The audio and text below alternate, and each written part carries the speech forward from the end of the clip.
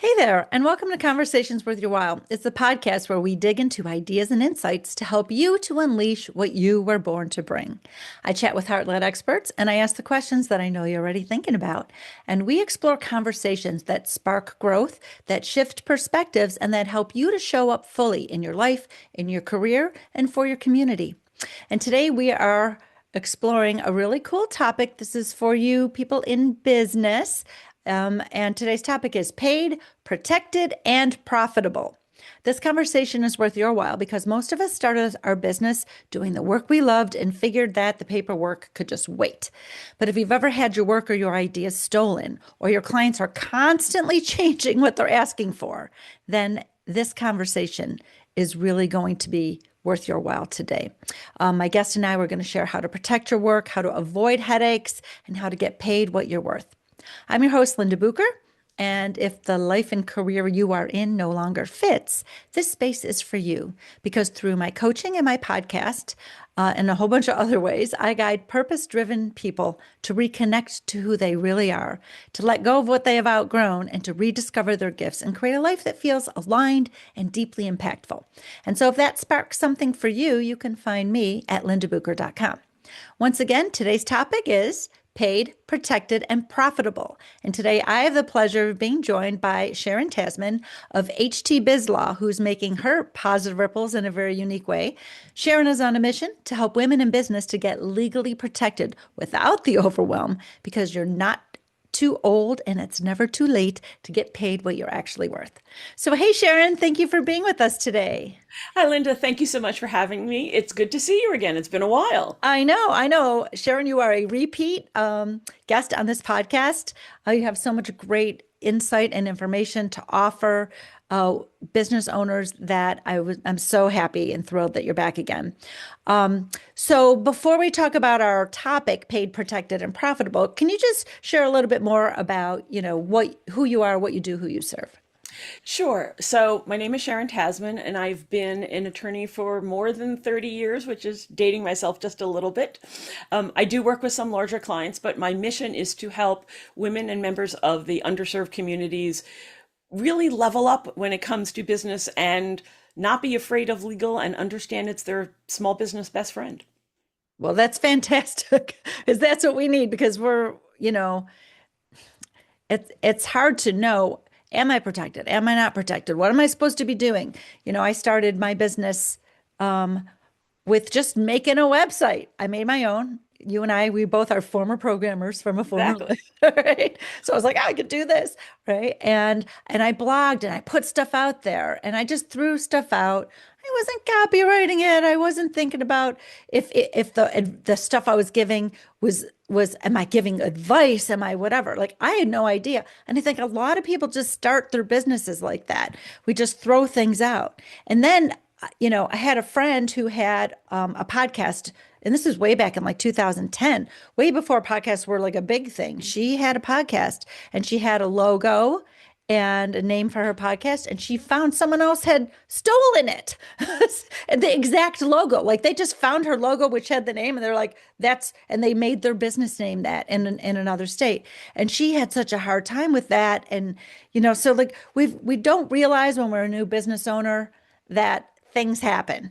We get our stuff stolen, is one of our big pain points, right? And you are not alone, right? It's one of the things that I hear most often is that new business owners, they do exactly what you did, which is they focus on doing the work. They focus on getting clients in and getting that first money in the door, and they just figure they'll fix it all later. But they don't realize that they're setting themselves up for so many problems down the road that would be easier and cheaper to just get it right in the first place. And one of the biggest one is protecting your brand.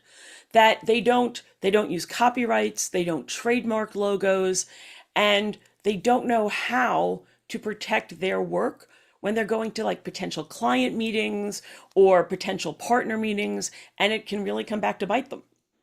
Yeah, that's definitely a big pain point.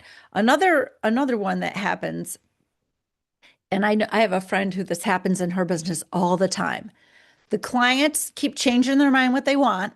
And they go, oh, no, it's not that after you've done all this work. Like, oh, no, can you change it? And they just expect you to keep doing it for free until you satisfy them, which who knows when or if that's ever coming. All right.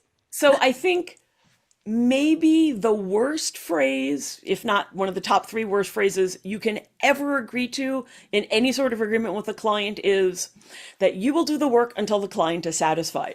When you use that word, and women especially, and nothing against us, but we're socialized to be nice, right?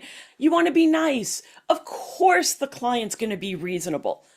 And sometimes the client really just doesn't know what they want, but sometimes they are deliberately going to drive a truck through that phrase.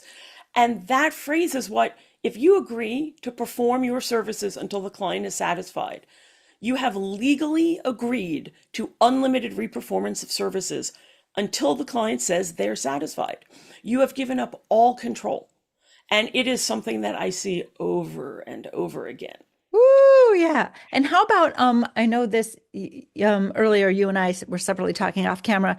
You mentioned that when we talk about our ideas, the things that we own, ideas, because we just talk about branding, but now let's talk about these ideas, things that we don't even recognize we have that we might own, and how they can be exploited by companies saying they're, oh, I'm looking to hire, right?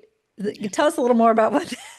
So it's, again, sometimes clients just don't know better, but unfortunately, a lot of times there are businesses out there that will, get pitches from multiple potential consultants or other service providers, not because they're not sure who they're going to hire, but because they actually have a real problem that they phrase as a hypothetical, and they say, oh, could you give me an example of how you would solve this?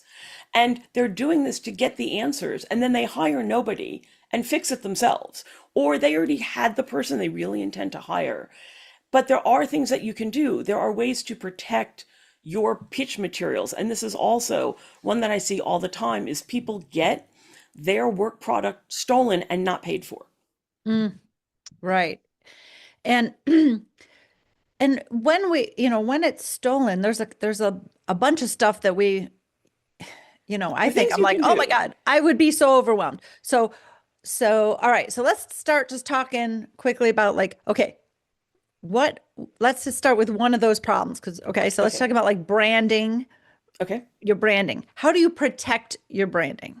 Okay. So the first thing first is, please, everybody, if you're starting a business, set up an LLC or some, which stands for limited liability company, or something which separates you from the person as you from your business, so that you're protecting your money separate from your business money.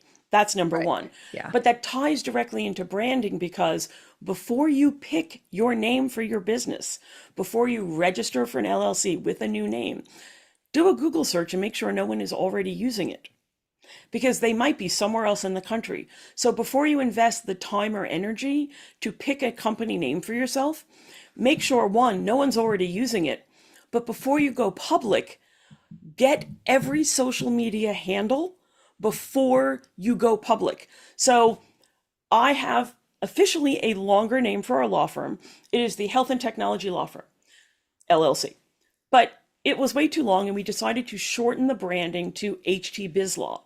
Before we made a change publicly, we got every social media handle. So if people look, we are at HTBiz Law on Facebook, on Instagram, LinkedIn, TikTok, YouTube, Blue Sky, because you want to lock up the brand before you go public with it. Mhm. So that's the first thing, is literally get all the social media handles, get the domain names, get the misspelled domain names, so that nobody else can steal it from underneath you.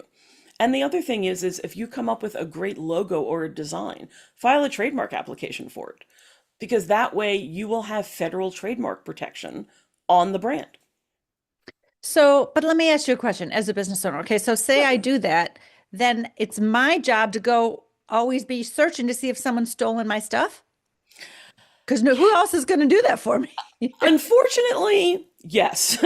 As the brand owner, it is your obligation to keep an eye out for things. So once a month, run a Google search. Is somebody else using it? Write that Google search one time, or just type in the name of your business. it will show up, right? It's something that you can do in 5 minutes once a month or once every 2 months. And then if you see that, you can send them a cease and desist letter. You can say, you may not be aware of this, but this is mine. If you've got written materials, you should be copywriting them.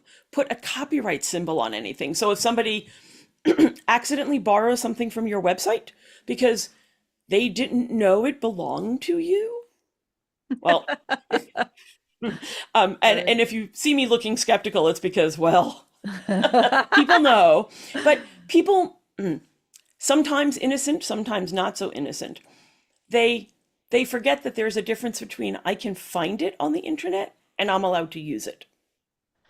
All right. So let's make it clear for people. Put that little copyright symbol on all your pages on your website, on Yeah. any brochures you hand out. It's really simple and it's free. The Right. C in a circle, the year, and your name. Right. So okay, so mine's on my footer of my website. So Great. it's just on the footer, which means it's going to be on every page. Exactly. It's perfect. Um, and every year I go in and update the The year. year. Okay. What about if I created something in 2010, like I wrote a blog post 2010 and I want to just republish it? Do I do copyright 2010 through 2026 and then have to like how do you do like what So or why? if it's something that you are republishing Mhm. exactly the way it was, you can leave the original copyright on it. But if you've created the new version, just change the copyright year. Okay. When you use something like that range of years, is if something has actually been constantly being updated throughout that time, Oh, okay. or if Got it it. was a collaboration or a compilation. Let's say you wrote a book that was a compilation of 10 different chapters that were 10 different articles written 10 different years. Maybe you Mhm. use that range or you just put the current one on it. Right. Okay, interesting. All right, let's talk about something else. Okay. For instance, okay, so when you're before you actually go start your whole business, before Okay. you've done this thing, these beautiful checklists you've given us, like get your LLC, get all your handles, like all those things, you're like noodling stuff around, you're making some notes, you're like maybe creating some things, having some ideas, maybe sharing them with other people. Tell us about that. Yeah, look at the face you're making. Sorry that I just could not help that cringe. Yes. Okay. First, anything that you create, if it's something that's called a work of authorship, which means reports, drawings, software, artwork, sound recordings, anything that you create, use that copyright notice on it, everything, every page, every time. And I literally mean every page. So if you're creating a pamphlet, if you look at any of my pamphlets, I have a copyright notice on every page. You know why? In the past, when we had physical books as our main source, one copyright notice was enough because you weren't ripping the books apart. Right. But now that so much is electronic and digital, it's too easy for people to take screenshots, to extract a page. So let's make it hard for people to claim they didn't know that it wasn't theirs to Hmm. use. Use the copyright notice all the time. Right. Or watermark, maybe electronic watermark. Yes, you can use a watermark if it's something that you're really worried about people stealing. Often I people are doing this on social media. They'll put a watermark on back of posts or if they have a theme. I actually use a copyright notice in all of my social media posts because it's mine. I worked really hard at it. But you want to get in the habit of accepting, of understanding that you are the copyright owner, even if you don't use that copyright notice. Copyright law means that the author instantly owns it upon creation, even if they did nothing else. But what it means is the author owns it. So if you were working on something and noodling it with a friend and the friend was helping you, the friend owns whatever they did, not you, unless they assign it to you in writing. And this happens all the time. You were a programmer, I was a programmer. Did we ever not talk about what we software with friends who were also programmers and people would give each other ideas? I mean, Right. think Microsoft, think Apple. It was started by friends in a garage. You got to make sure that you own it if it's going to be your product at the end of the day. Right. Hmm. Okay, absolutely. Awesome. Okay, let's move on to the issue of clients keeping wanting you to do stuff for free until I am satisfied. Okay. So how can we like prevent that? Something about like what more detail, more specificity. Yes. So the first thing is literally before you sign a contract, one, hopefully when you're working with clients, you're signing your form of agreement because unlike poker or negotiating or gambling, where the phrase is whoever puts the money on the table first loses. When it comes to contracts, most of the time, whoever puts the contract on the table first wins because you're starting from your position. Mhm. And if you're providing the services of any kind, you're a coach, you're a consultant, one, make sure that you don't have the phrase, I will perform to the client's satisfaction, whether it's in your form or what you sign from somebody else. That's step one, is literally don't say that. The second thing is the biggest source of disagreements is vague, Mm. is you think you're providing one thing, the client thinks they're getting something else. It's that lack of understanding, of real clarity, that causes the problems. So make sure that you are being specific. Describe exactly what you're doing. If you're the one providing the services, describe it in ways that are black and white, yes or no. Mm. Was it 10 pages? Did it include these things? Did it not include those things?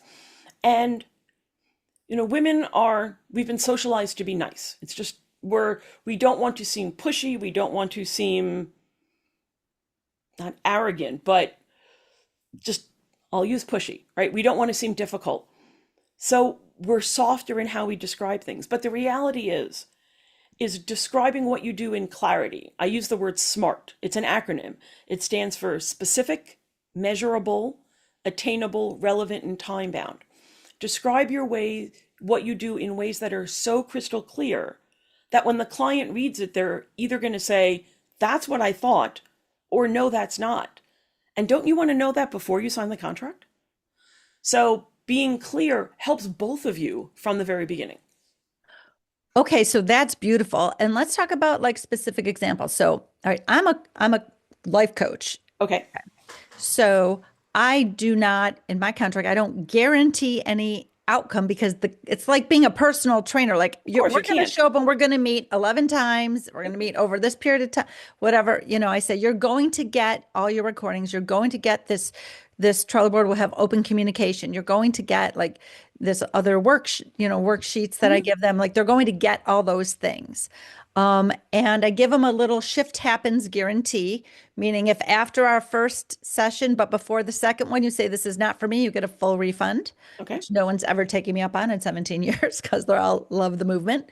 But I cannot guarantee any outcome. It's like a personal trainer. If you don't get on that treadmill or lift those weights, you've got to do your part. I give them reflection activities, growth activities, things to do in between our meetings. And whether they do them or not is up to them. So um, you know, what if they're not satisfied? Like I've never had that happen, but I could see, coaches being like, So when it comes to coaching, you're almost doing the reverse.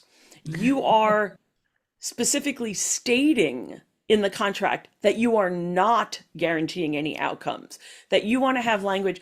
Coaches need languages more around what they're not doing, right? Which is, I am not guaranteeing results. You want to include language that has the client acknowledge that they are responsible for their own decisions, Mhm. that if they don't do the work, then no progress will happen.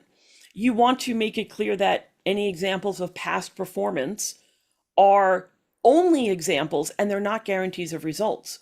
Where you need to be specific is how many sessions, the fact that sessions start on time, and that if someone is late, you don't go longer just because they were late. You want to be specific about, and this is true for almost all coaches, your rescheduling policy, your Mhm. cancellation policy, so that the things that can be controlled, date, time, hour, you have it clear. But yeah, when it comes to the satisfaction, that one it's almost impossible for life coaches to have. Right. Yeah. I can see that.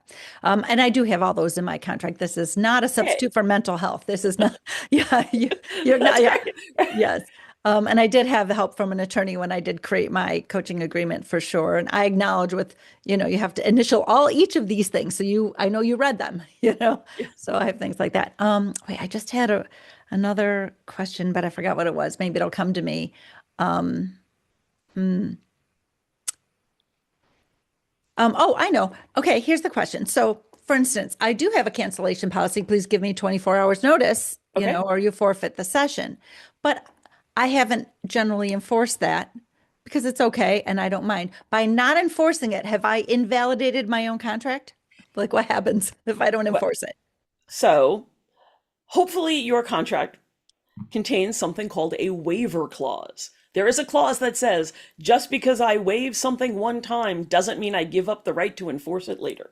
Oh, very smart. Okay, Yeah, gotcha. that literally language Yeah. you can put in a contract, and it in all the contracts I draft it's standard. So yes, it's people come to me and they say, but I want 24 hours notice, but if it's an emergency, I might be willing to give them a shorter time. I'm like, great. Put the time you want, and then it's fine to be more lenient than your policy states. Just Right. make sure it's in writing what the time is and have that waiver language. Gotcha. Okay, really good. Yeah. Okay, let's see. I'm going to just reference my notes here. I love that you brought up the yes or no as Mhm. like the litmus test. That's very clear. And Right. so now just clarifying like for coaches that you're bringing up something else like well what it's not is equally as important as what Yes. there is. So thank you. That's fantastic. All right, super good. Okay. So I always like to ask um okay, so you talked like I always talk about a turtle step, the smallest Mhm. step someone can take, like something really small. And you mentioned put a copyright notice on everything you create. Mhm. Um, so, for instance, I'm talking right now, and we're going to Right. take clips, and you're Mhm. talking. We're going to take clips, and we're going to put them out on our social media. Mhm. So, does the clips, the talking, the copyright go like on the bottom of the clip, or does it go in the social media?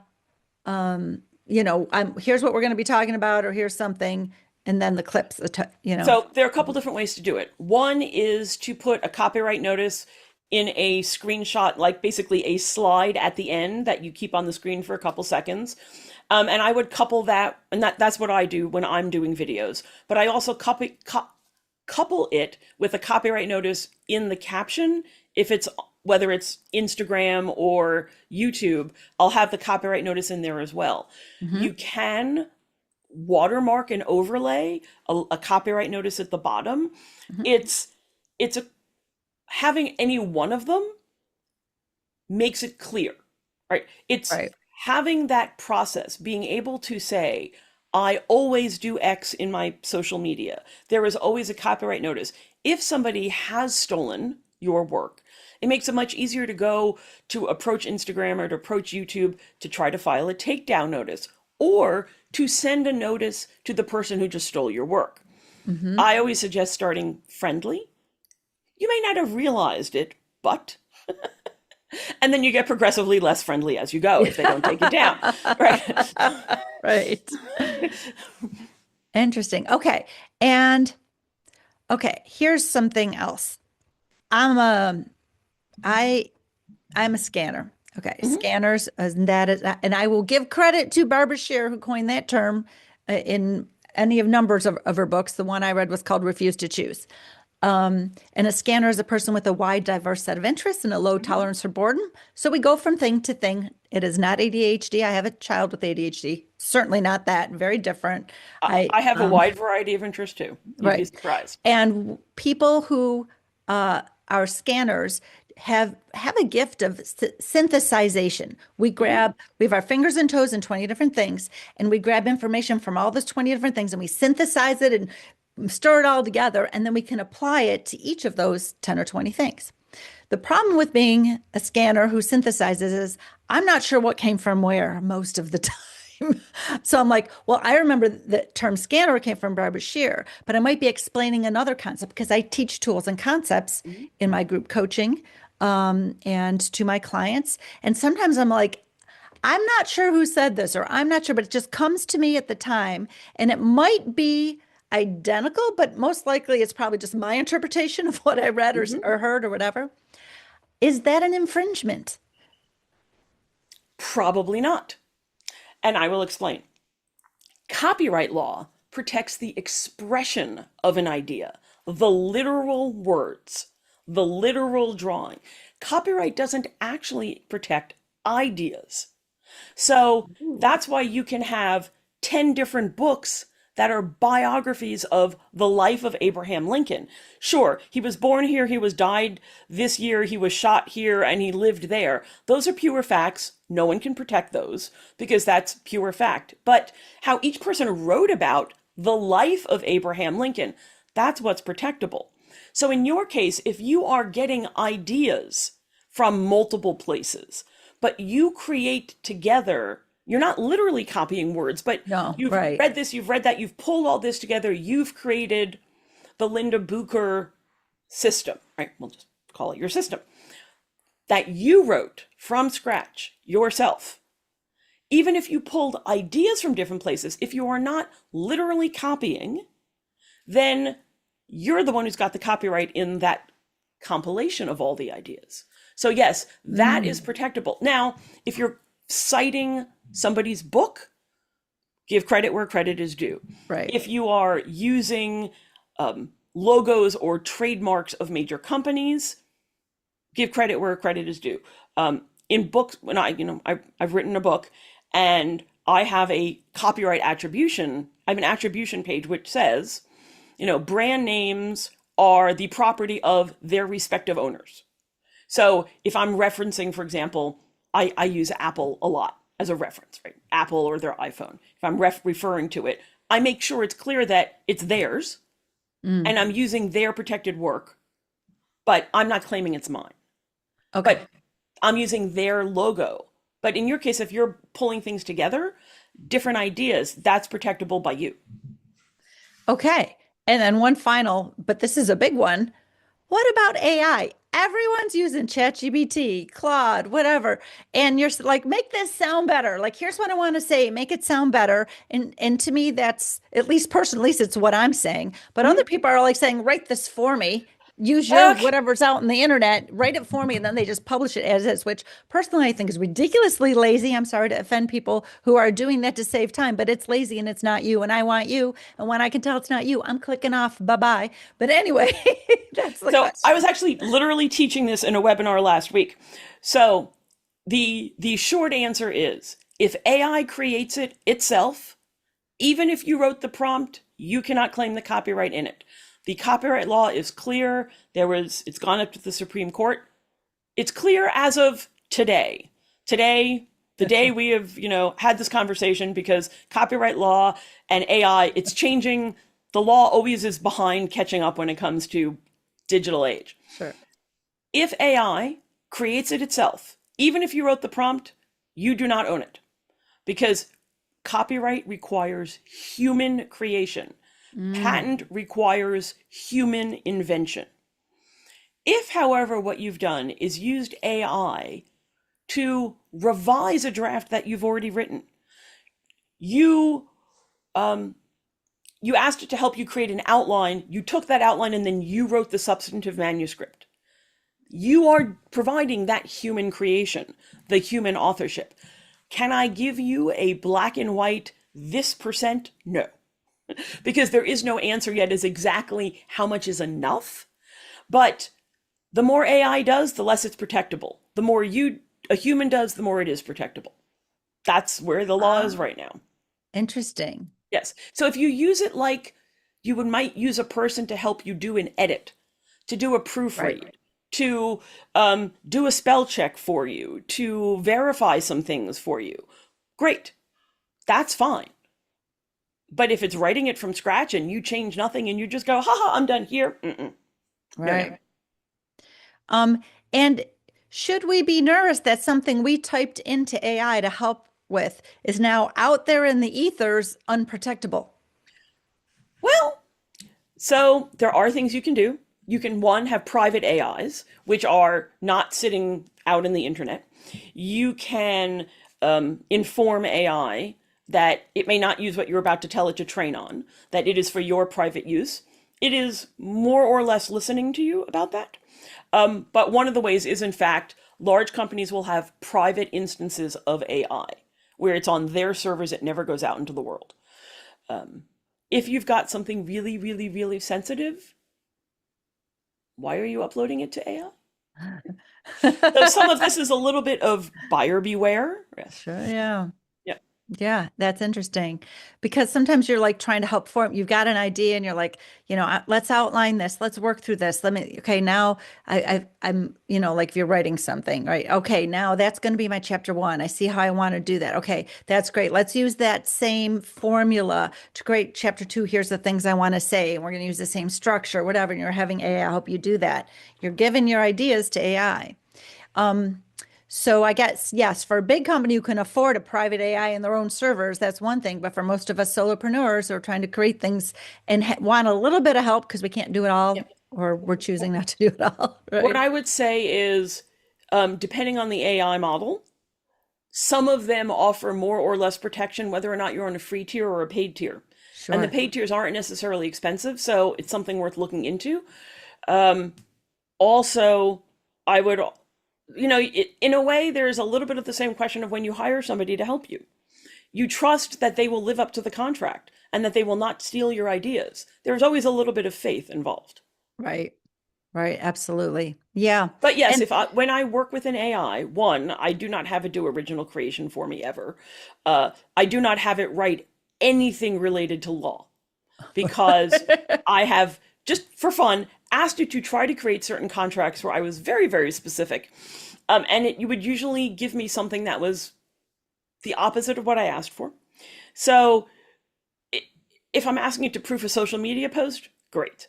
Would right. I ever ask it to do something highly confidential and sensitive or clients focused? Never. Right. Yeah. But I'm Yeah. professionally paranoid for a living. That's my job. That's your job. Yeah. For Sometimes it bleeds into my personal life, but sure. my husband is Right. understanding. Right. There you go.